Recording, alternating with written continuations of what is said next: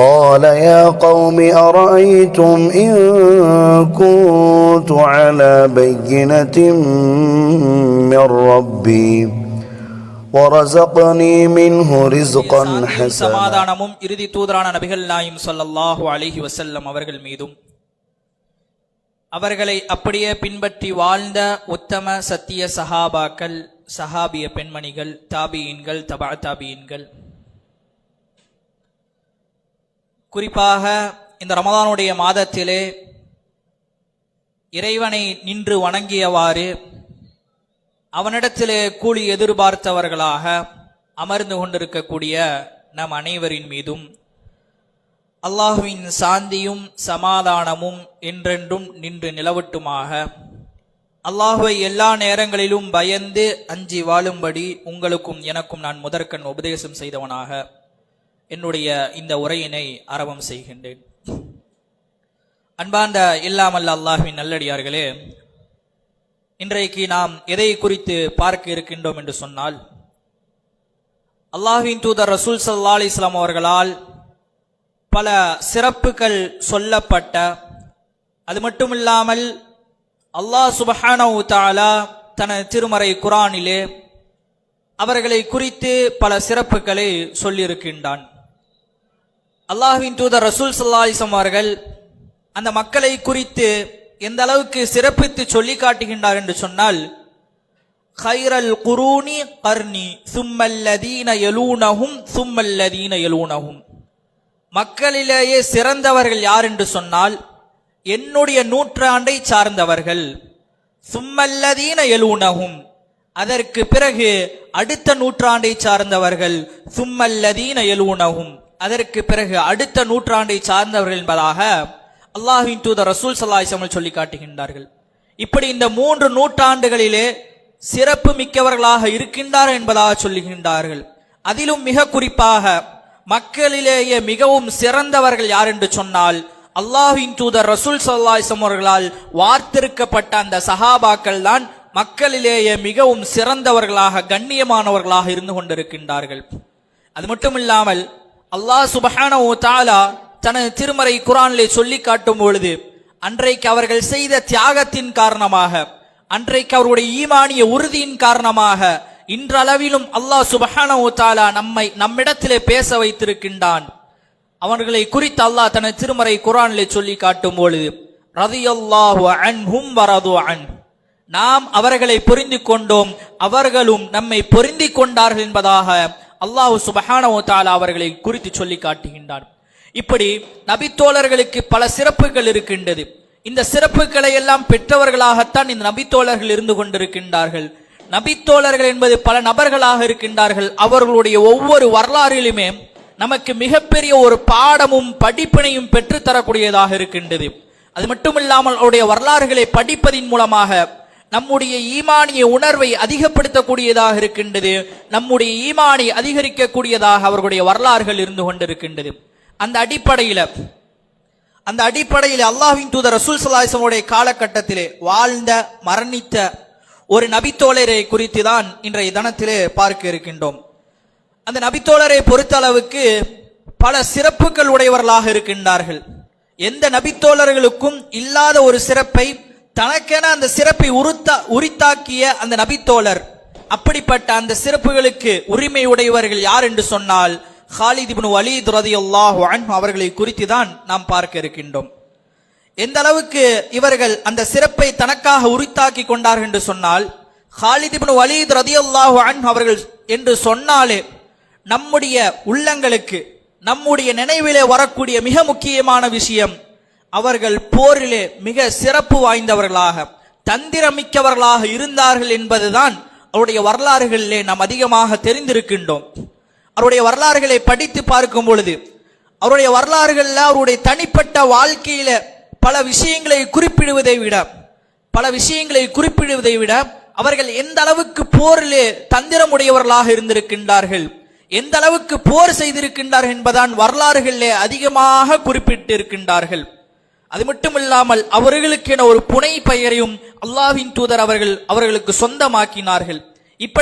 இப்படி பல சிறப்புகள் உடையவர்களாகத்தான் ஹாலித் இப்னு வலீத் ரலியல்லாஹு அன்ஹு அவர்கள் இருக்கின்றார்கள்.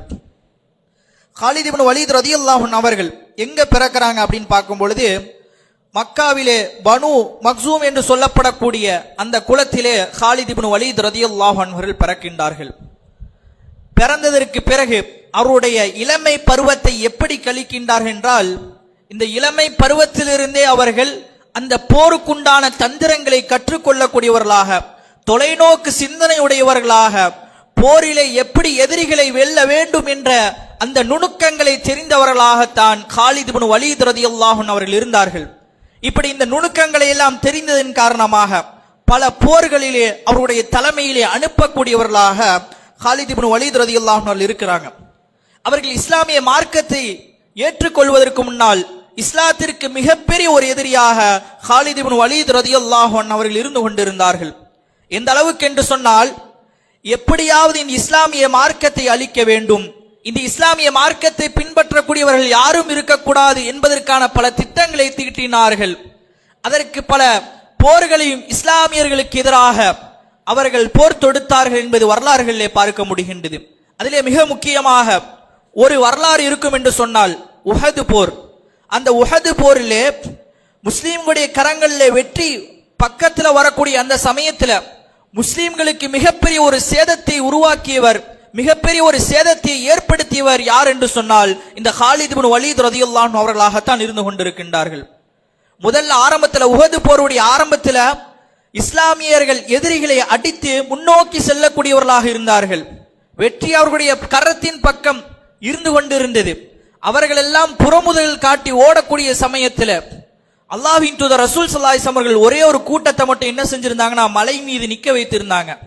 அதை தெரிந்து கொண்ட காலித் இப்னு வலீத் ரலியல்லாஹு அன்ஹு அவர்கள் என்ன செய்யறாங்கன்னா, பின்புறமாக வந்து அவர்களை தாக்கி இஸ்லாமிய படைக்கு மிகப்பெரிய ஒரு சேதத்தை உருவாக்கியவர் தான் இந்த காலித் இப்னு வலீத் ரலியல்லாஹு அன்ஹு அவர்கள் இருந்து கொண்டிருக்கின்றார்கள். அது மட்டும் இல்லாமல் இந்த இஸ்லாமிய மார்க்கத்தை ஏற்பதற்கு முன்னால் அல்லாஹ்வின் தூதர் ரசூல் ஸல்லல்லாஹு அலைஹி வஸல்லம் அவர்களை கொலை செய்ய வேண்டும், அவர்களை கொலை செய்ய வேண்டும் என்பதற்காக பல திட்டங்களை தீட்டியிருக்கின்றார்கள். அதற்காக ஒவ்வொரு போரிலுமே அவர்கள் என்ன செய்வார்கள், அல்லாஹ்வின் தூதர் ரசூல் ஸல்லல்லாஹு அலைஹி வஸல்லம் அவர்களை கொலை செய்வதற்கு உண்டான பல திட்டங்களை தீட்டி அதற்கான வழிமுறைகளை கையாளக்கூடியவர்களாக இருந்தார்கள். அல்லாஹ்வின் தூதர் ரசூல் ஸல்லல்லாஹு அலைஹி வஸல்லம் அவர்களை எதிரிலே வந்த பொழுதிலும் அவர்களால் எதுவுமே செய்ய முடியவில்லை. அவர்களால் அந்த போர் தந்திரங்கள் எவ்வளவு அவர்களுக்கு தெரிந்திருந்தாலும், எவ்வளவு நுணுக்கங்கள் தெரிந்திருந்தாலும், அல்லாஹ்வின் தூதர் ரசூல் ஸல்லல்லாஹு அலைஹி வஸல்லம் அவர்களை எதிர்க்கும் பொழுது அவர்களால் எதையும், அவர்களுடைய தந்திரங்கள் எதுவும் அவர்களுக்கு பயனளிக்கவில்லை. ஏனென்று சொன்னால் அல்லாஹ் சுப்ஹானஹு வ தஆலா யாருக்கு வெற்றியை கொடுப்பான், யார் சத்தியத்தில் இருக்கின்றார்களோ அவர்களுக்குத்தான் வெற்றியை தரக்கூடியவனாக இருக்கின்றான். எப்பொழுதும் அல்லாஹ்வுடைய உதவி யாரிடத்தில் இருக்கும் என்று சொன்னால் சத்தியத்திற்குத்தான் அல்லாஹ் சுப்ஹானஹு வ தஆலா உதவி செய்யக்கூடியவனாக இருந்து கொண்டிருக்கின்றான். ஒரு போர்ல இஸ்லாமியர்களுக்கு எதிராக காலித் இப்னு வலீத் ரலியல்லாஹு அன்ஹு அவர்கள் போரிட்டுக் கொண்டிருக்கின்றார்கள். அந்த சமயத்துல அல்லாஹ்வுடைய தூதர் சஹாபாக்களுக்கு தொழுகை நடத்தி கொண்டிருக்கின்றார்கள். லுஹருடைய சமயத்துல அல்லாஹ்வின் தூதர் ரசூல் ஸல்லல்லாஹு அலைஹி வஸல்லம் அவர்கள் இமாமத்து செய்றாங்க. அவர்களுக்கு பின்னால் நபித்தோழர்கள் நின்று தொழக்கூடியவர்களாக இருக்கிறாங்க. இதை பார்த்து வச்சுட்டாங்க. பார்த்து வச்சுட்டு எப்படியாவது இந்த சமயத்தில் அவர்கள் தொழக்கூடிய அந்த சமயத்தில் எப்படியாவது அவர்களை கொலை செய்ய வேண்டும் என்பதாக அவர்கள் திட்டம் தீட்டுகின்றார்கள். அதற்கு முற்படுகின்றார்கள். இருந்தாலும் அவர்கள் முன்னோக்கி செல்லும் பொழுது அவர்களை ஏதோ ஒரு சக்தி அவர்களை தடுக்கின்றது. அவர்கள் முன்னோக்கி செல்வதற்காக போகின்றார்கள். ஆனால் அந்த சக்தி அவர்களை அப்படியே பின்னோக்கி செல்கின்றது. அதற்கு பிறகு அவர்களுக்கு ஏதோ ஒரு மறைவை அல்லாஹ் சுப்ஹானஹு வ தஆலா ஏற்படுத்தி விட்டான். அதற்கு பிறகு மீண்டும் அந்த சந்தர்ப்பத்தை அவர்கள் எதிர்பார்த்து கொண்டிருக்கின்றார்கள். மீண்டும் அசருடைய நேரம் அல்லாஹ்வின் தூதர் ரசூல் ஸல்லல்லாஹு அலைஹி வஸல்லம் அவர்கள் சஹாபாக்களுக்கு தொலை வைக்கிறாங்க. அந்த நேரத்திலேயாவது அல்லாஹ்வின் தூதர் ரசூல் ஸல்லல்லாஹு அலைஹி வஸல்லம் அவர்களை கொலை செய்தாக வேண்டும் என்பதாக அவர்கள் நினைக்கிறாங்க. இருந்தாலும் அவருடைய சதி திட்டம் எதுவுமே என்னாகவில்லை, பயனளிக்கவில்லை. அவர்கள் முன்னோக்கி செல்லும் பொழுது அவர்களை ஏதோ ஒரு சக்தி பின்னோக்கி இழுக்கின்றது. இதுதான் அல்லாஹ் சுப்ஹானஹு வ தஆலா சத்தியத்திற்கு எப்பொழுதுமே உதவி செய்வான் என்பதற்கு மிகச்சிறந்த ஒரு எடுத்துக்காட்டாக இருந்து கொண்டிருக்கின்றது.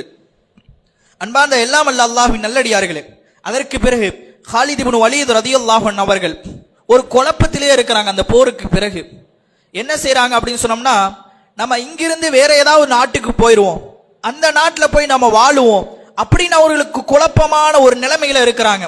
ஃபர்ஸ்ட் என்ன முடிவு எடுக்கிறாங்க அப்படின்னம்னா, அதாவது அந்த கிஸ்ரா என்று சொல்லப்படக்கூடிய அந்த நாட்டுக்கு போயிருவோம், அந்த அரசவையில் இருக்கக்கூடிய அந்த இடத்துக்கு போயிருவோம், அங்க போய் வாழுவோம் அப்படின்ற மாதிரி அவங்க நினைக்கிறாங்க. அதற்கு பிறகு அவர்கள் என்ன செய்யறாங்கன்னு சொன்னோம்னா, அவருடைய மனம் ஏற்றுக்கொள்ளவில்லை. அதற்கு பிறகு நாம் ஒரு யூதனாகவோ அல்லது ஒரு கிறிஸ்தவனாகவோ மதம் மாறி அந்த அடிப்படையிலே வாழக்கூடியவர்களாக இருப்போம் அப்படின்னு சொல்லி நினைக்கிறாங்க. அதுவும் அவருடைய மனதிற்கு ஏற்றமானதாக இல்லை. பிறகு அவர்கள் என்ன நினைக்கிறாங்கன்னா, நம்ம எந்த போருக்குமே போக வேணாம், அமைதியா நம்ம இங்கேயே இருப்போம் அப்படின்னு சொல்லி நினைக்கிறாங்க. இருந்தாலும் அவர்களுக்கு எந்த முடிவு எடுப்பது என்பது அவர்களுக்கு தெரியாமல் இருந்து கொண்டிருக்கின்றது. அந்த நேரத்தில் தான் அவருடைய சகோதரர் என்ன செய்யறாருன்னா, காலித் இப்னு வலீத் ரலியல்லாஹு அன்ஹு அவர்களுக்கு ஒரு கடிதத்தை எழுதி அனுப்புறாங்க. அந்த கடிதத்துல என்ன குறிப்பிடுறாங்க அப்படின்னு சொன்னோம்னா, அல்லாஹ்வின் தூதர் ரசூல் ஸல்லல்லாஹு அலைஹி வஸல்லம் அவர்கள் உங்களை குறித்து விசாரித்தார்கள். அது மட்டும் இல்லாமல் நீங்கள் இஸ்லாமிய மார்க்கத்தை ஒரு நாள் ஏற்கப் போகின்றீர்கள் என்ற செய்தியும் சொன்னார்கள். அதை குறித்து இன்னும் தொடர்ச்சியாக அதிகமாக அல்லாஹ்வின் தூதர் ரசூல் ஸல்லல்லாஹு அலைஹி வஸல்லம் சொன்னார்கள், காலித் இப்னு வலீத் ரலியல்லாஹு அன்ஹு அவர்கள் போர் நுணுக்கங்களை தெரிந்தவர்களாக இருந்தார்கள், எதிரி படைகளை எப்படி வெல்ல வேண்டும் என்று தெரிந்தவர்களாக இருந்தார்கள். நிச்சயமாக அல்லாஹ் அவர்களுக்கு கொடுத்த அருள் கொடையாக இருக்கின்றது. இதன் மூலமாக இஸ்லாமியர்களுக்கு அல்லாஹ் சுப்ஹானஹு வ தஆலா வலு சேர்ப்பான் என்பதாக அல்லாஹ்வின் தூதர் ரசூல் ஸல்லல்லாஹு அலைஹி வஸல்லம் சொன்னதாக ஒரு கடிதத்தை எழுதி அவர்களுக்கு அனுப்புறாங்க.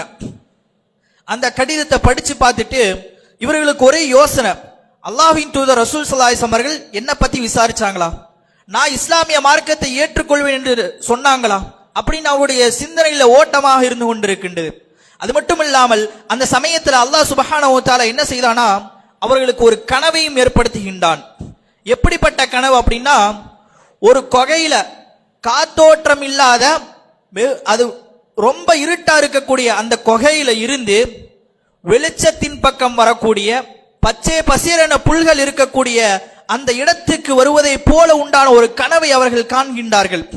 இந்த கனவை கண்டுட்டு அதற்கு பிறகு அவருடைய சிந்தனையில வருது, என்ன செய்யறாங்க, நாம என்ன செஞ்சிடலாம், இஸ்லாமிய மார்க்கத்தை ஏற்றுக்கொள்ளலாம், இங்கிருந்து நம்ம மதீனாவுக்கு போலாம், அல்லாஹ்வின் தூதர் ரசூல் ஸல்லல்லாஹு அலைஹி வஸல்லம் இப்ப சந்திப்போம், சந்திச்சு இஸ்லாமிய மார்க்கத்தை ஏற்றுக்கொள்வோம் என்பதாக அவர்கள் ஒரு முடிவுக்கு வர்றாங்க.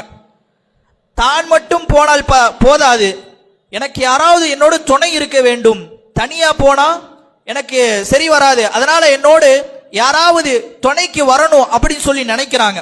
அப்ப அந்த விஷயங்களை எல்லாம் அழைத்து செல்லக்கூடிய அந்த நபரிடத்துல போய் சொல்றாங்க.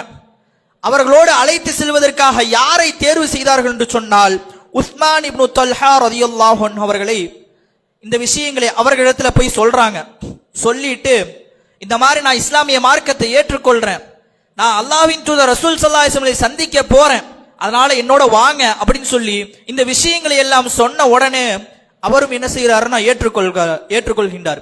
அப்ப 2 நபர்களை கொண்ட அந்த படைகள் என்ன செய்யுது, 2 நபர்கள் தான் இருக்கிறாங்க, அந்த குழுக்கள் 2 நபர்களாக மதீனாவை நோக்கி போறாங்க. அப்படி போகக்கூடிய அந்த சமயத்துல இன்னொரு நபர் வராரு. அவருதான் யாருன்னா அம்ர் இப்னு ஆஸ் ரலியல்லாஹு அன்ஹு அவர்கள். அம்ர் இப்னு ஆஸ் ரலியல்லாஹு அன்ஹு அவர்கள் இவங்கள்ட்ட கேட்கறாங்க, நீங்க 2 பேரும் எங்க போறீங்க, தனியா நீங்க 2 பேரும் எங்க போயிட்டு இருக்கீங்க அப்படின்னு சொல்லி கேட்கும் பொழுது அவர்களிடத்திலும் இருக்கக்கூடிய அந்த உண்மையை சொல்றாங்க. நாங்க என்ன செய்யறோம், அல்லாஹ்வின் தூதர் ரசூல் ஸல்லல்லாஹு அலைஹி வஸல்லம் அவர்களை பார்ப்பதற்காக போறோம், நாங்கள் இஸ்லாமிய மார்க்கத்தை ஏற்றுக்கொள்ள போகின்றோம் என்பதாக இந்த விஷயங்களை சொல்றாங்க. சொன்ன உடனே அம்ர் இப்னு ஆஸ் ரலியல்லாஹு அன்ஹு அவர்களும் நானும் உங்க கூட வரேனே அப்படின்னு சொல்லி அம்ர் இப்னு ஆஸ் ரலியல்லாஹு அன்ஹு அவர்கள் சொல்லுகின்றார்கள். இப்ப 3 நபர்களாக மாறிடுறாங்க. ஒரு நபர்ல இருந்து 3 நபர்களாக மாறிடுறாங்க. இந்த 3 நபர்களும் அல்லாஹ்வின் தூதர் ரசூல் ஸல்லல்லாஹு அலைஹி வஸல்லம் அவர்களை போய் சந்திக்கிறாங்க மதீனாவுல. சந்திச்சு 3 நபர்களும் கலிமா சொல்லி இஸ்லாமிய மார்க்கத்தை ஏற்றுக்கொள்கின்றார்கள். அது மட்டும் இல்லாமல் இஸ்லாமிய மார்க்கத்தை ஏற்றுக்கொண்ட உடனே அல்லாஹ்வின் தூதர் ரசூல் ஸல்லல்லாஹு அலைஹி வஸல்லம் அவர்கள் சிரிச்சுக்கிட்டே காலித் இப்னு வலீத் ரலியல்லாஹு அன்ஹு சொல்றாங்க, காலிதே, அல்லாஹ் சுப்ஹானஹு வ தஆலா உங்களுக்கு மிகப்பெரிய ஒரு நிஅமத்தை கொடுத்திருக்கின்றான், போர் தந்திரங்களை உங்களுக்கு கொடுத்திருக்கிறான், போரை எப்படி கையாள வேண்டும், எதிரிகளை எப்படி எதிர்க்க வேண்டும் என்கின்ற விஷயத்தை அல்லாஹ் உங்களுக்கு கொடுத்திருக்கின்றான். இது உங்களுக்கு அல்லாஹ் கொடுத்த மிகப்பெரிய ஒரு சிறப்பு. நிச்சயமாக நீங்கள் ஒரு நாள் இஸ்லாமிய மார்க்கத்தை ஏற்றுக்கொள்வீர்கள் என்று நான் நினைத்தேன். நீங்கள் இன்றைக்கு இஸ்லாமிய மார்க்கத்தை ஏற்றுக்கொண்டீர்கள் என்பதாக அல்லாஹ்வின் தூதர் ரசூல் ஸல்லல்லாஹு அலைஹி வஸல்லம் அவர்களை பார்த்து சொல்லி காட்டுகின்றார்கள். அன்பார்ந்தவர்களே, இந்த விஷயத்திலிருந்து நமக்கு கிடைக்கக்கூடிய மிகப்பெரிய ஒரு பாடம் என்ன தெரியுமா? அல்லாஹ் சுப்ஹானஹு வ தஆலா தனது திருமறை குர்ஆனிலே சொல்லி காட்டுகின்றான், வல்லாஹு யஹ்தி மன் யஷாஉ இலா ஸிராத்தி முஸ்தகீம். அல்லாஹ் யாருக்கு நாடுகின்றானோ அவர்களுக்குத்தான் நேர்வழி கொடுப்பான். அவன் யாருக்கு நாடவில்லை அவர்களுக்கு நேர்வழி கிடைக்காது. அல்லாஹ் சுப்ஹானஹு வ தஆலா நம்மை எல்லாம் நேர்வழிப்படுத்தியிருக்கின்றான் என்று சொன்னால் அல்லாஹ் நமக்கு கொடுத்த மிகப்பெரிய ஒரு நிஅமத். எத்தனையோ மக்கள் நான் முஸ்லீம், நான் இஸ்லாமி என்று சொல்லிக் கொள்கின்றார்கள். ஆனால் அவர்கள் எல்லாம் நேர்வழியில இருக்கின்றார்கள் என்று பார்த்தால் கிடையாது. அந்த மக்களை விட்டும் அல்லாஹ் நம்மை பாதுகாத்து நேரான வழியிலே அல்லாஹ் நம்மை செலுத்தியிருக்கின்றான் என்று சொன்னால் அல்லாஹுக்கு நாம் தினம்தோறும் நன்றி செலுத்துவதற்கு நாம் ஒவ்வொருவரும் கடமைப்பட்டிருக்கின்றோம் என்பதை நாம் புரிந்து கொள்ள வேண்டும்.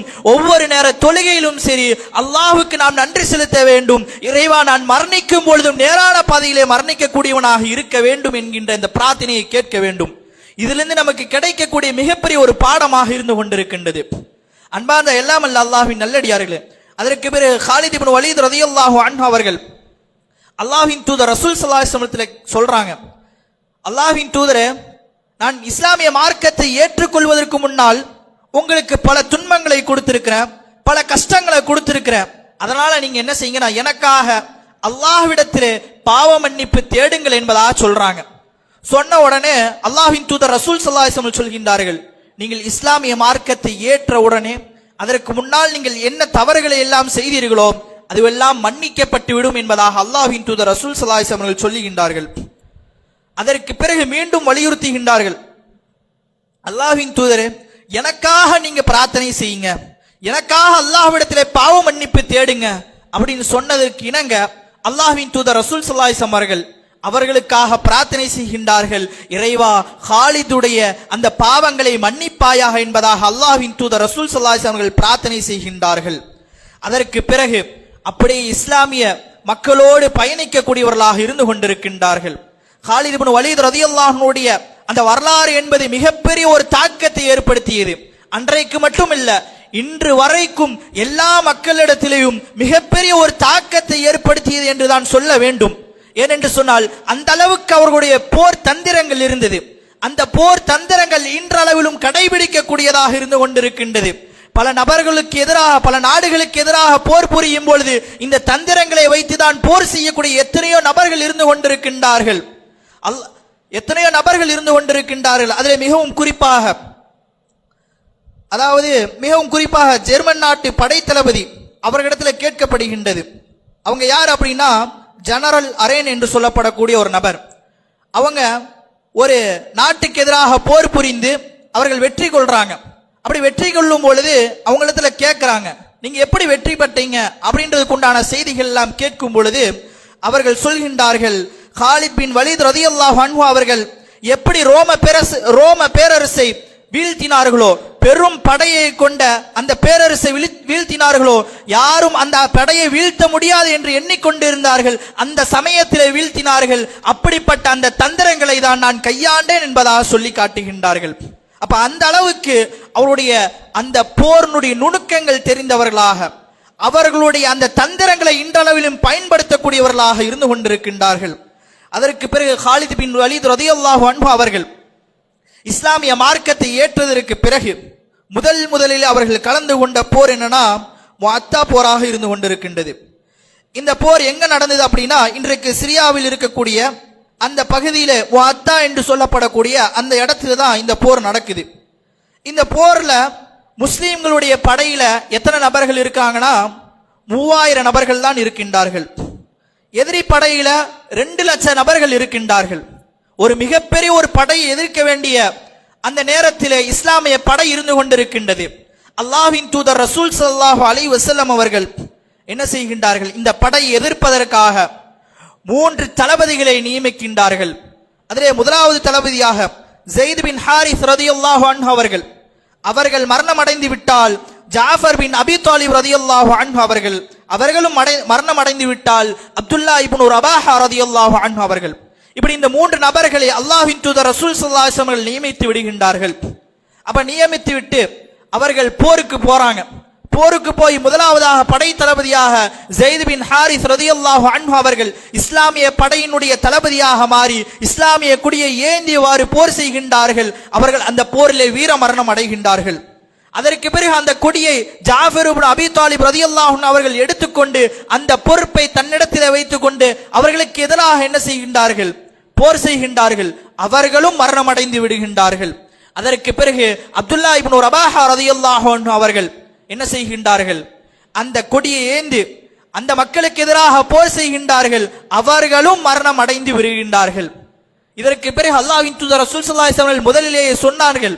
என்ன சொன்னாங்கன்னா, இந்த 3 நபர்களும் மரணித்து விட்டார்கள் என்று சொன்னால் உங்களிலே யார் தளபதியாக நியமிக்க வேண்டுமோ நீங்கள் ஆலோசனை செய்து அவர்களை தளபதியாக நியமிங்கள் என்பதாக சொல்கின்றார்கள். அந்த அடிப்படையில ஒரு நபித்தோழர் என்ன செய்கின்றார்னா, அந்த கொடி கீழே விழுந்து விடக்கூடாது என்பதற்காக அந்த கொடியை எடுத்துக்கொண்டு காலித் பின் வலீத் ரலியல்லாஹு அன்ஹு இடத்துல வந்து கொடுக்கிறாரு. கொடுத்த உடனே காலித் பின் வலீத் ரலியல்லாஹு அன்ஹு அவர்கள் என்ன செய்கின்றார்கள்?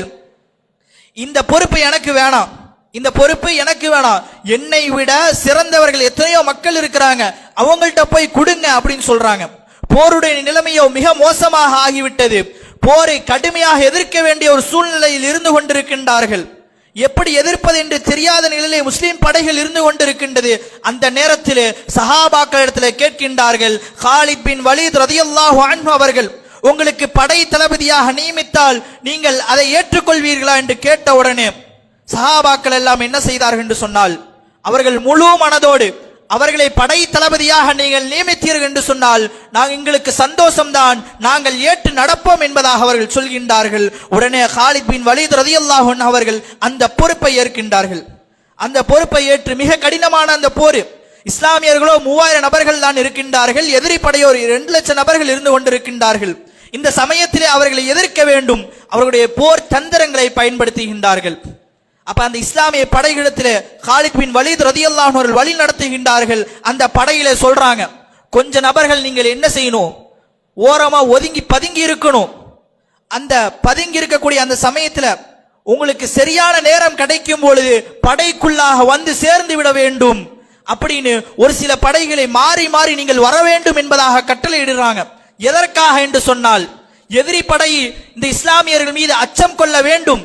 ஒவ்வொரு படைகளும் வந்து சேருகின்றார்கள், வேறு படை எங்கிருந்தோ வந்து இஸ்லாமிய படையோடு சேர்ந்து கொள்கின்றார்கள் என்பதாக அவர்களுக்கு நினைத்து இஸ்லாமியர்கள் மீது அவர்களுக்கு அச்சம் ஏற்பட வேண்டும் என்பதற்காக காலித் பின் வலீத் ரலியல்லாஹு அன்ஹு அவர்கள் இப்படிப்பட்ட தந்திரத்தை செய்றாங்க. இப்படி செஞ்ச உடனே எதிரிகளுக்கெல்லாம் அச்சம் ஏற்பட்டு விடுகின்றது. அவர்களுக்கு மத்தியில சொல்றாங்க, இஸ்லாமிய படையில் அதிகமான மக்கள் வந்து சேர்ந்து கொண்டே இருக்கின்றார் என்பதாக அவர்கள் நினைத்து கொண்டிருக்கின்றார்கள். ஆனால் அங்கிருக்கக்கூடிய மக்கள் தான் வந்து என்ன செய்யறாங்க, மறைந்திருந்து வந்து சேரக்கூடியவர்களாக இருக்கின்றார்கள். இஸ்லாமியர்கள் மீது மிகப்பெரிய அச்சம் அவர்களுக்கு ஏற்பட்டு விட்டது.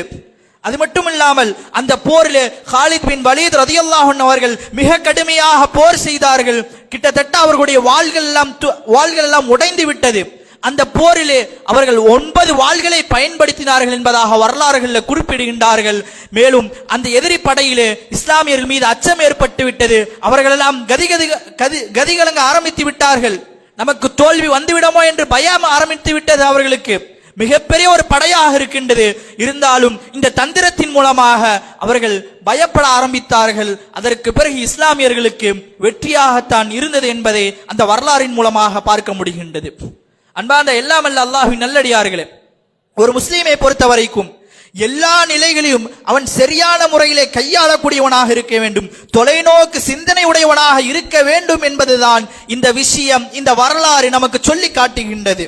அதற்கு பிறகு காலித் பின் வலீத் ரலியல்லாஹு அன்ஹு அவர்கள் இந்த முஅத்தா போருக்கு பிறகுதான் மக்கா வெற்றி, அதாவது ஹிஜ்ரி 8ஆம் ஆண்டு நடைபெறக்கூடிய இந்த நிகழ்வாக இருக்குது.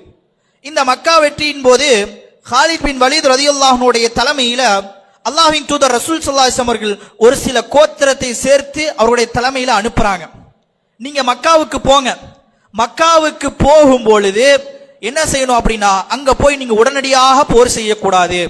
என்னுடைய உத்தரவு வர வரைக்கும் நீங்க என்ன செய்யக்கூடாது, போர் செய்யக்கூடாது. ஏனென்றால் அது புனித பூமியாக இருக்கின்றது. அந்த பூமியிலே ஒரு செட்டு ரத்தம் என்ன செய்யக்கூடாது, சிந்தக்கூடாது என்பதாக அல்லாஹ்வின் தூதர் ரசூல் ஸல்லல்லாஹு அலைஹி வஸல்லம் அவர்களுக்கு கட்டளை இடுறாங்க. அது மட்டும் இல்லாமல் என்ன சொல்கின்றார் என்று சொன்னால், நீங்கள் மக்காவுக்கு போகும் பொழுது இந்த வழியில போங்க அப்படின்னு ஒரு வழியும் அல்லாஹ்வின் தூதர் ரசூல் ஸல்லல்லாஹு அலைஹி வஸல்லம் காட்டி கொடுக்கறாங்க. இந்த விஷயம் அங்க இருக்கக்கூடிய மக்கத்து காஃபிர்களுக்கு தெரிகின்றது. அதனால என்ன செய்றாங்கன்னா, காலித் இப்னு வலீத் ரலியல்லாஹு அன்ஹு அவர்கள் ஒரு படையை திரட்டிட்டு வர்றாங்க. அந்த படையை எப்படியாவது நாம் தடுக்க வேண்டும் என்பதற்காக காஃபிர்கள்ல இருந்து இக்ரிமா பின் அபி ஜஹல், சஃப்வான் பின் உமையா, சஹல் பின் அம்ர் என்று சொல்லப்படக்கூடிய இந்த நபர்கள் எல்லாம் படையை திரட்டிட்டு காலித் பின் வலீத் ரலியல்லாஹு அன்ஹு அவருடைய படையை தடுப்பதற்காக போறாங்க. அப்படி போன உடனே காலித் பின் வலீத் ரலியல்லாஹு அன்ஹு அவர்களை பார்த்த உடனே இவர்கள் எல்லாம் பயந்து விட்டார்கள். யாரை தடுக்க வேண்டும் என்று நினைத்தவர்கள் போனார்களோ அவர்களை பார்த்த உடனே அவர்கள் என்ன செய்து விட்டார்கள், பயப்பட ஆரம்பித்து விட்டார்கள். எந்த படையை தகர்க்க வேண்டும் என்று போனார்களோ அந்த படையை கண்டு பயந்து அவர்கள் விரண்டு ஓடிவிட்டார்கள், அவர்களை தடுக்கவில்லை. அதற்கு பிறகு கிட்டத்தட்ட ஒரு 10,000 முஸ்லீம்கள் அந்த படையில் இருக்கிறாங்க. அங்க மக்காவில் இருக்கக்கூடிய அந்த காஃபிர்களை விட அதிகமான எண்ணிக்கையிலே முஸ்லீம்கள் இருக்கின்றார்கள். அதற்கு பிறகு எந்த ஒரு போரும் நடக்காமல் என்ன செய்யப்படுகின்றது, மக்கா வெற்றி கொள்ளப்படுகின்றது. மக்காவிலே முஸ்லீம்கள் வந்து தஞ்சம் புகுகின்றார்கள். எந்த நாட்டை விட்டு துரத்தப்பட்டார்களோ அந்த நாட்டை அல்லாஹ் சுப்ஹானஹு வ தஆலா இலகுவாக கொடுத்து விட்டான். அன்பார்ந்த எல்லாம் அல்ல அல்லாஹ்வின் நல்லடியார்களே, காலித் பின் வலீத் ரலியல்லாஹு அன்ஹுடைய வாழ்க்கையை பார்த்தோம்னா அதிகமான வரலாறுகளில் எதை குறிப்பிடுகின்றார் என்றால், ஒவ்வொரு வரலாறிலுமே ஒவ்வொரு போரில் கலந்து கொண்ட அந்த விஷயங்களை தான் தொடர்ச்சியாக சொல்லிக்கொண்டே வருகின்றார்கள். பல போர்களில் அவர்கள் கலந்து கொண்டிருக்கின்றார்கள். அதற்கு பிறகு மக்கா வெற்றிக்கு பிறகு காலித் பின் வலீத் ரலியல்லாஹு அன்ஹு அவர்கள் தபூக் போரிலே கலந்து கொள்கின்றார்கள். ஹிஜ்ரி 9ஆம் ஆண்டு நடைபெறுகின்றது. இந்த தபூக் போரை பொறுத்த வரைக்கும் அந்த நடக்கக்கூடிய அந்த காலகட்டம் என்பது மிக கடுமையான ஒரு காலகட்டம், மிக கடுமையான வெயில், மிகவும் பஞ்சமான காலகட்டம். அப்படிப்பட்ட அந்த காலகட்டத்தில் தான் அல்லாஹ்வின் தூதர் ரசூல் ஸல்லல்லாஹு அலைஹி வஸல்லம் அவர்கள் என்ன செய்கின்றார்கள், ஒரு படையை தயார் செய்கின்றார்கள். கிட்டத்தட்ட முஸ்லிம்களுடைய படையில 30,000 வீரர்கள் இருக்கிறாங்க. அதுல 10,000 வீரர்கள் குதிரை படையை சார்ந்தவர்களாக இருக்கிறாங்க. இதற்கு அல்லாஹ்வின் தூதர் ரசூல் ஸல்லல்லாஹு அலைஹி வஸல்லம் அவர்கள் இந்த படையை உருவாக்கிட்டு இந்த படைக்கு முன்னணியில என்ன செய்யறாங்கன்னா, இந்த படையை முதல்லயே ஒரு ஆலோசனை செஞ்சு கூட்டிட்டு போறாங்க. அந்த இடத்துக்கு நாம முதல்லயே போயிடணும், அந்த காஃபிர்கள் வருவதற்கு முன்னால் அந்த இடத்துக்கு போய் நமக்கு உண்டான எல்லா வகையான செட்டப்புகளையும் நம்ம செஞ்சிடணும் அப்படின்னு சொல்லி அல்லாஹ்வின் தூதர் ரசூல் ஸல்லல்லாஹு அலைஹி வஸல்லம் சஹாபாக்களுக்கு சொல்றாங்க. அதே போல அல்லாஹ்வின் தூதர் ரசூல் ஸல்லல்லாஹு அலைஹி வஸல்லம் அவர்கள் வெகு விரைவாக போறாங்க. போய் அங்க இருக்கக்கூடிய அந்த மக்கள் சஹாபாக்களை அந்த வரிசைப்படுத்துகின்றார்கள். அந்த வரிசையில யாரை முதலாவதாக வரிசைப்படுத்துகின்றார் என்று சொன்னால், காலித் பின் வலீத் ரலியல்லாஹு அன்ஹு அவர்களை முன்னிலைப்படுத்துகின்றார்கள். அவர்களுக்கு பிறகு அந்த ஒரு கூட்டத்தை நிப்பாட்டுகின்றார்கள். அந்த கூட்டத்திற்கு காலித் பின் வலீத் ரலியல்லாஹு அன்ஹு அவர்கள் தான் தலைமை. அதற்கு பிறகு அவர்களுடைய இடது புறத்தில் தல்ஹா பின் உபைதுல்லா ரலியல்லாஹு அன்ஹு அவர்களை நியமிக்கின்றார்கள். அதற்கு பிறகு வலது புறத்தில் அப்துர் ரஹ்மான் இப்னு அவுஃப் ரலியல்லாஹு அன்ஹு அவர்களை நியமிக்கின்றார்கள். இப்படி இந்த 3 படைகளாக அல்லாஹ்வின் தூதர் ரசூல் ஸல்லல்லாஹு அலைஹி வஸல்லம் அவர்கள் வரிசைப்படுத்துகின்றார்கள். ஆனால் எதிரிகளோ அந்த போருக்கு வரல. இதை பார்த்துட்டாங்க. பார்த்துட்டு அங்க போய் இருக்கக்கூடிய ஒரு நபர் சொல்றாரு, இந்த மாதிரி இஸ்லாமியர்கள் தயாராக இருக்காங்க, நம்மை அடிக்க வேண்டும் என்பதற்காக தயாராக இருக்காங்க, எல்லா வகையிலும் அவர்கள் தயாராக இருக்கின்றார்கள் என்பதாக சொல்கின்றார்கள். அதற்கு பிறகு ஒரு கிட்டத்தட்ட 20 நாட்கள் ஆனதுக்கு பிறகும் அந்த தபூக்குக்கு அந்த எதிரிகள் வரவில்லை. அதற்கு பிறகு அவர்கள் அப்படியே இந்த போரி கைவிடப்பட்டது என்பதாக வரலாறுகளில் குறிப்பிடப்படுகின்றது. அதற்கு பிறகு அல்லாஹ்வின் தூதர் ரசூல் ஸல்லல்லாஹு அலைஹி வஸல்லம் உயிரோடு இருக்கும் பொழுது பல படைகளிலே காலித் பின் வலீத் ரலியல்லாஹு அன்ஹு அவர்கள் செய்யப்பட்டு இருக்கின்றார்கள். அல்லாஹ்வின் தூதர் ரசூல் ஸல்லல்லாஹு அலைஹி வஸல்லம் மரணத்திற்கு பிறகும் காலித் பின் வலீத் ரலியல்லாஹு அன்ஹு அவர்கள் அபூபக்கர் ரலியல்லாஹு அன்ஹுடைய ஆட்சி காலத்திலும் என்ன செய்திருக்கின்றார்கள், போர் படையினுடைய தளபதியாக நின்று தலைமைத்துவம் தாங்கியவர்களாக காலித் பின் வலீத் ரலியல்லாஹு அன்ஹு அவர்கள் இருக்கின்றார்கள். அதில் மிக முக்கியமாக நாம் தெரிந்து கொள்ள வேண்டிய மிகப்பெரிய ஒரு பாடத்தை பெற்றுத்தரக்கூடிய ஒரு சம்பவம் என்ன என்று சொன்னால், காலித் பின் வலீத் ரலியல்லாஹு அன்ஹு அவர்கள் அபூபக்கர் ரலியல்லாஹு அன்ஹுடைய ஆட்சி காலத்துல எர்முக் போர் அப்படின்னு சொல்லப்படக்கூடிய அந்த போர்ல கலந்து கொள்றாங்க. அந்த போரினுடைய ஒரு தளபதியாக காலித் பின் வலீத் ரலியல்லாஹு அன்ஹு அவர்கள் இருக்கிறாங்க. எப்பொழுதுமே போர் நடப்பதற்கு முன்னால மக்களுக்கு போர் தடை அந்த தளபதி என்ன செய்வாருன்னா, ஒரு உபதேசம் செய்து விட்டுதான் போர்க்களத்திற்கு போவாங்க. அந்த உபதேசம் செய்யும் பொழுது மக்களுக்கு மிகவும் ஒரு வீர உபதேசத்தை காலித் பின் வலீத் ரலியல்லாஹு அன்ஹு அவர்கள் செய்கின்றார்கள்.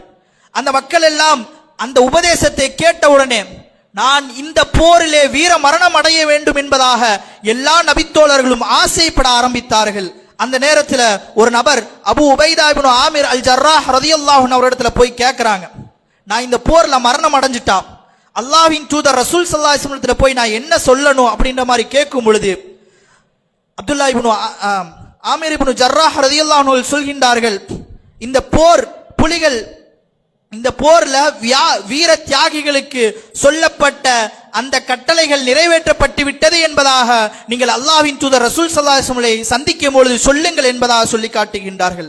அதற்கு பிறகு அந்த போர் கடுமையாக போர் நடக்கின்றது. முஸ்லிம்களுக்கும் அந்த எதிரி படையர்களுக்கும் கடுமையாக நடக்கின்றது. அந்த கடுமையாக நடக்கக்கூடிய அந்த நேரத்தில் காலித் பின் வலீத் ரலியல்லாஹு அன்ஹு அவர்கள் என்ன செய்கின்றார் என்று சொன்னால், எதிரி படையினுடைய ஒரு தளபதியினுடைய அந்த கூடாரத்துக்குள்ளேயே போயிடுறாங்க. அந்த போரினுடைய கடுமை, அந்த கடுமையின் மூலமாக பல எதிரிகளை கொன்று குவித்து அதற்கு பிறகு தளபதியினுடைய அந்த கூடாரத்துக்கே போறாங்க. அந்த கூடாரத்துக்கு போன உடனே அங்க இருக்கக்கூடிய அந்த தளபதி காலித் பின் வலீத் ரலியல்லாஹு அன்ஹு பார்த்து கேட்கிறாங்க, காலிதே, உங்களிடத்துல நான் ஒரு சில கேள்விகளை கேட்பேன், அப்படி கேட்கும் பொழுது நீங்கள் அதற்கு சரியான முறையில் பதில் சொல்லணும் அப்படின்னு சொல்றாங்க. அதில் முதலாவதாக கேட்கக்கூடிய கேள்வி என்ன அப்படின்னா, உங்களுடைய இறை தூதர் வானத்திலிருந்து ஏதாவது பிரத்யேக வாளை உங்களுக்கு கொண்டு வந்து கொடுத்தாரா? ஏன் நான் கேட்கிறேன் அப்படின்னா, நீங்கள் போரில் மிகச்சிறந்த தந்திரமுடையவர்களாக இருக்கிறீங்க. நீங்க போகக்கூடிய எல்லா போரிலையும் வெற்றி பெறக்கூடியவர்களாக இருக்கின்றீர்கள். எதிரிகளை கொன்று குவிக்கக்கூடியவர்களாக இருக்கிறீங்க. அப்படிப்பட்ட பலமிக்கவர்களாக மாறுவதற்குண்டான காரணம் என்ன? ஏதாவது உங்களுக்கு பிரத்யேகமாக வாள் கொடுக்கப்பட்டிருக்கின்றதா என்று கேட்கிறாங்க. கேட்ட உடனே காலித் பின் வலீத் ரலியல்லாஹு அன்ஹு சொல்கின்றார்கள், இல்ல, அப்படியெல்லாம் எதுவும் பிரத்யேகமாக எந்த ஒரு வாளையும் கொடுக்கவில்லை என்பதாக சொல்லி காட்டுகின்றார்கள். அடுத்ததாக மீண்டும் கேள்வி கேட்கிறாங்க, ஏன் உங்களுக்கு சைஃபுல்லா என்று பெயர், அல்லாஹ்வின் வாள் என்று உங்களுக்கு பெயர் வந்ததற்கான காரணம் என்ன அப்படின்னு சொல்லி கேட்கும் பொழுது, அல்லாஹ்வின் தூதர் ரசூல் ஸல்லல்லாஹு அலைஹி வஸல்லம் அவர்கள் இஸ்லாமிய மார்க்கத்தை ஏற்றதற்கு பிறகு எனக்கு சைஃபுல்லா என்ற பெயரை சூட்டினார்கள். அதனால் என்னுடைய பெயருக்கு முன்னால் இந்த பெயரை நான் வைத்துக் கொண்டேன் என்பதாக சொல்லி காட்டுகின்றார்கள். இப்படி உங்களுக்கு கிடைத்திருக்கக்கூடிய இந்த சக்தி, இந்த போர் தந்திரம் எனக்கும் கிடைக்குமா? அதற்கான வழிமுறைகள் என்ன அப்படின்னு சொல்லி கேட்கும் பொழுது, உங்களுக்கும் கிடைக்கும். அதற்கு நீங்கள் செய்ய வேண்டிய வழிமுறை என்ன தெரியுமா? இந்த நேரத்தில் தான் நாம் யோசிக்க வேண்டும். தாவா பணியை மேற்கொள்கின்றார்கள். போரிலும் கூட காலித் பின் வலீத் ரலியல்லாஹு அன்ஹு அவர்கள் தாவா பணியை மேற்கொள்கின்றார்கள். உங்களுக்கு இந்த சக்தி கிடைக்க வேண்டும் என்று சொன்னால் அல்லாஹ்வின் தூதர் ரசூல் ஸல்லல்லாஹு அலைஹி வஸல்லம் ஏற்று நடக்க வேண்டும். அவர்கள் உங்களுக்கு எதை ஏவுகின்றார்களோ அதை நீங்கள் உங்களுடைய வாழ்க்கையிலே செயல்படுத்தும் பொழுது எனக்கு கிடைத்த இந்த சக்தியை விட உங்களுக்கு அதிகமாக சக்தி கிடைக்கும். அப்படிப்பட்டவர்களாக அதிகமாக உங்களுக்கு கிடைக்கும். அதற்கு நீங்கள் செய்ய வேண்டியது, நீங்கள் இந்த மார்க்கத்தை ஏற்றுக்கொள்ள வேண்டும் என்பதாக அந்த தளபதி இடத்திலே காலித் பின் வலீத் ரலியல்லாஹு அன்ஹு சொல்லுகின்றார்கள். சொன்ன உடனே அந்த நபரும் என்ன செய்கின்றார்? இஸ்லாமிய மார்க்கத்தை ஏற்றுக்கொள்கின்றார். ஒரு படையினுடைய தளபதியாக இருக்கிறாரே காலித் பின் வலீத் ரலியல்லாஹு அன்ஹு அவர்கள் தன்னுடைய தந்திரத்தை பயன்படுத்தி அவர்களை இஸ்லாமிய மார்க்கத்தை ஏற்க செய்தார். அந்த போர்லேயே அந்த தளபதி என்ன செய்யறார் அப்படின்னு சொன்னோம்னா, அந்த எதிரி படையில் இருக்கக்கூடிய அந்த தளபதி அவர்களுடைய அந்த பணியை முடிவு செய்துவிட்டு இஸ்லாமிய படையிலே வந்து சேர்கின்றார். இஸ்லாமிய படையிலே சேர்ந்து அவர்களுக்கு எதிராக போர் புரியக்கூடியவர்களாக அந்த தளபதி மாறுகின்றார். அது மட்டும் இல்லாமல் அந்த போரிலே அவர்கள் வீர மரணம் அடைந்து விட்டார் என்பதாக குறிப்பிடுகின்றார்கள். அன்பார்ந்த எல்லாம் அல்ல அல்லாஹ்வின் நல்லடியார்களே, எப்படிப்பட்ட ஒரு பாடங்கள் படிப்பினை தரக்கூடிய சம்பவமாக இருக்கின்றது. எல்லா நிலைகளிலும் அல்லாஹ்வை பற்றி மக்களுக்கு எடுத்து சொல்லக்கூடியவர்களாக நாம் எல்லா நேரங்களிலும் இருக்க வேண்டும் என்பதுதான் இது நமக்கு மிகப்பெரிய ஒரு பாடமாக படிப்பினையாக இருந்து கொண்டிருக்கின்றது. அல்லாஹ்வை பற்றி சொல்வதற்கு நாம் எந்த இடத்திலும் சொல்வதற்கு தயங்கக்கூடாது. எப்படிப்பட்ட நிலைமையில் இருந்தாலும் அல்லாஹ்வை பற்றி யாராவது கேட்டார் என்று சொன்னால் அவர்களுக்கு அல்லாஹ்வை பற்றி சொல்ல வேண்டும், இஸ்லாமிய மார்க்கத்தை பற்றி சொல்ல வேண்டும் என்பதுதான் நமக்கு இந்த சம்பவத்திலிருந்து மிகப்பெரிய ஒரு பாடமாக படிப்பினையாக இருந்து கொண்டிருக்கின்றது. அது மட்டும் இல்லாமல் காலித் பின் வலீத் ரலியல்லாஹு அன்ஹுடைய இறுதி தருணம், அவங்க ரொம்ப ஆசைப்பட்டாங்க, எப்படியாவது நான் வீர வர்ணம் அடைய வேண்டும் என்பதற்காக பல போர்ல கலந்து கொண்டாங்க. பல போர்களில் கலந்து கொள்ளும் பொழுது அவருடைய உடம்பில் படாத இடங்களே, அம்புகள் அவருடைய உடம்பில் படாத இடங்களே கிடையாது. அவருடைய உடலில் வெட்டுக்காயங்கள் படாத இடங்களே கிடையாது. இப்படி பல போர்களில் கலந்து கொண்டார்கள். பல போர்களில் தளபதியாக அவர்கள் இருந்திருக்கின்றார்கள். இப்படி இருக்கக்கூடிய அவருடைய ஆசை எப்படியாவது நான் போரில் வீர மரணம் அடைய வேண்டும் என்பதன் அவருடைய ஆசையாக இருந்தது. ஆனால் அவருடைய ஆசை நிறைவேறவில்லை. அவர்கள் இயற்கையான முறையிலே மரணம் அடைந்தார்கள் என்பதாக வரலாறுகளில் குறிப்பிடுகின்றார்கள். அது மட்டுமில்லாமல் உமர் ரலியல்லாஹு அன்ஹுடைய ஆட்சி காலத்தில் அவருடைய தளபதி அப்படின்ற அந்த பொறுப்பு அவர்களுக்கு வாங்கப்படுகின்றது. சாதாரணமாக ஒரு படையில இருந்து போர் செய்தார்கள் என்பதாக அந்த வரலாறுகளில் உமர் ரலியல்லாஹு அன்ஹுடைய ஆட்சி காலத்தில் அப்படி போர் செய்தார்கள் என்பதாக வரலாறுகளில் குறிப்பிடுகின்றார்கள். இவருடைய மரணத்தை கண்டு இவருடைய மரணத்தை கேட்ட உடனே உமர் ரலியல்லாஹு அன்ஹு அவர்கள் அழ ஆரம்பிக்கின்றார்கள். அங்கு இருக்கக்கூடிய அந்த மக்களும் அழ ஆரம்பிக்கின்றார்கள். மிகவும் கவலைக்குரிய ஒரு நாளாக மாறிவிட்டது. ஏனென்று சொன்னால் இந்த இஸ்லாமிய மார்க்கத்தை எல்லா மக்களுக்கும் கொண்டு செல்ல வேண்டும் என்பதற்காக இந்த இஸ்லாம் என்கின்ற இந்த ஜோதியை நாம் இந்த ஒளியை அணைக்க விடாமல் எல்லா மக்களிடத்திலும் கொண்டு செல்ல வேண்டும் என்பதற்காக தன்னுடைய உயிர்களின் மூலமாக பல தியாகங்களை செய்தவர்கள் தான் காலித் இப்னு வலீத் ரலியல்லாஹு அன்ஹு அவர்கள் இருக்கின்றார்கள். இன்னும் அவருடைய வரலாறுகள் இன்னும் நீண்ட நெடிய பல சம்பவங்கள் இருக்கின்றது. இருந்தாலும் மிக முக்கியமான ஒரு சில சம்பவங்களை குறிப்பிட்டிருக்கின்றேன். இந்த சம்பவங்களை கேட்பதின் மூலமாக நம்முடைய வாழ்க்கையில எதுவெல்லாம் பாடமாக படிப்பினையாக கிடைக்கின்றதோ அது நம்முடைய வாழ்க்கையிலே செயல்முறைப்படுத்தக்கூடிய நன்மக்களாக அல்லாஹ் சுப்ஹானஹு வ தஆலா நம் அனைவரையும் ஆக்கி அருள் புரிய வேண்டும் என்ற பிரார்த்தனையோடு என்னுடைய இந்த உரையினை முடித்துக் கொள்கின்றேன். வாஹிர் தஅவானா அல்ஹம்துலில்லாஹி ரப்பில் ஆலமீன். சுப்ஹானக்கல்லாஹும்ம வ பிஹம்திக அஷ்ஹது அல்லா இலாஹா இல்லா அன்த அஸ்தக்ஃபிருக வ அத்தூபு இலைக். வஸ்ஸலாமு அலைக்கும் வ ரஹ்மத்துல்லாஹி வ பரகாத்துஹு.